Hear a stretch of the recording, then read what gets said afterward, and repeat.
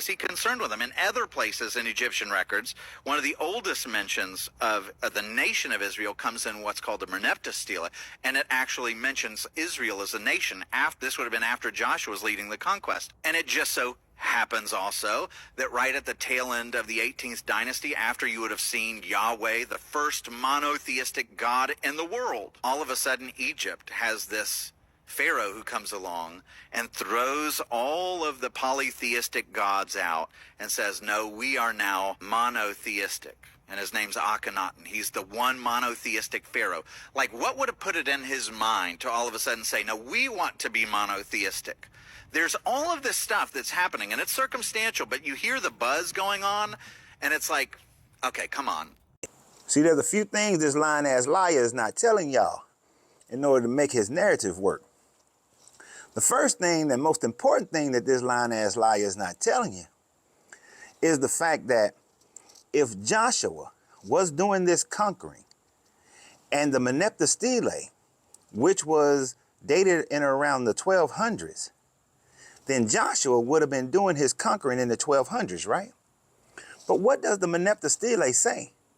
The Merneptah Stele says that Pharaoh Merneptah came in and conquered a bunch of people. And one of those groups of people that he conquered was the Israelite people. So if I give you that Joshua went and conquered whoever was at Jericho in and around that time frame of 1200 BCE, that Merneptah came and kicked his ass. That if he conquered Ai, Merneptah came and kicked his ass. If he conquered any of those other cities, Merneptah came and kicked his ass. You know why? Because the Egyptians controlled Israel from 3000 BCE all the way to 1192 BCE when they were finally defeated by the Phoenicians. So if Joshua was creating an uprising, he was creating an uprising out of the rule of the Egyptians because they controlled Israel during that whole time frame that your Exodus supposedly happened, that they're going around the Sinai Peninsula and conquering people, that they destroyed the Moabites, they destroyed, the Ammonites and genocided all these other people. They'd have been genociding people who were under Egyptian rule. And they never left Egypt then if they were still in Egypt land, Egypt controlled land. So the whole thing begs the question of how can they go around conquering inside of Egypt and they're supposed to be free, establishing their own kingdom, because they weren't. And then this idea that Akhenaten stole the idea of monotheism. The Merneptah Stele is the earliest mentioning of an Israelite people. Around that time frame, people were revolting against the rule of Egypt, Phoenicians and other people. And so the Merneptah Stele again is them going to shut down these squabbles.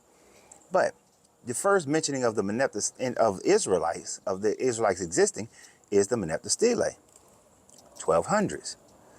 Akhenaten that he mentioned, 1350, reigned from 1355 to about 1334.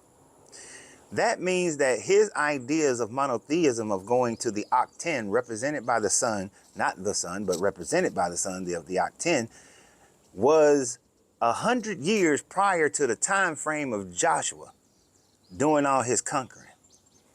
Which, if you look at it, and since Moses would have just been leaving more Egypt for Egypt, Moses could not have been during that time frame, because there is no time frame that Moses could have been the Pharaoh's prince of Egypt. It couldn't happen. Wouldn't have happened.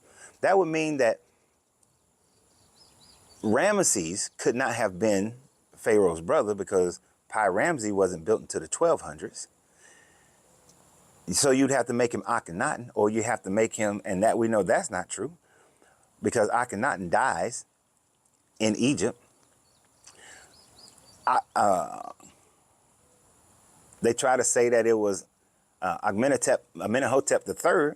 Well, that wouldn't work, because he didn't have a brother that left during that time frame, and Egypt was still controlling the Levant the entire time frame. So it doesn't work at all. The timelines just don't match. They're trying to force their history. They're trying to force the Bible to be the harbinger of history, but it just doesn't fit. The archaeology goes against that thought process completely.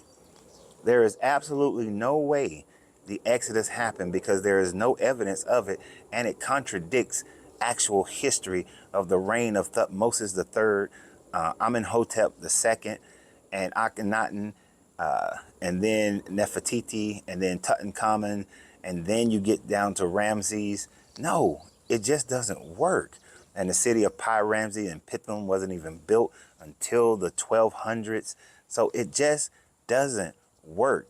It just shows that these people who were under Egyptian rule when they separated themselves from the other Canaanite tribes utilized what they knew about the Egyptian histories to create their own deity. Whether they used the Akhenaten or Amun to change Yahweh to be this eternal God and got rid of El and Asherah, they were influenced by the cultures that they were surrounded by. And it's not like they were surrounded intensely by Egyptians. A few governors, a few troops, but not the massive Egyptian army, not the massive Egyptian culture. Everything from the Israelite community during that time frame reflects Canaanite culture because they were Canaanite people, plain and simple. And if they developed monotheism, they got it from Akhenaten. They did not develop that. Akhenaten didn't develop it from them because he's before them. So y'all have a great day.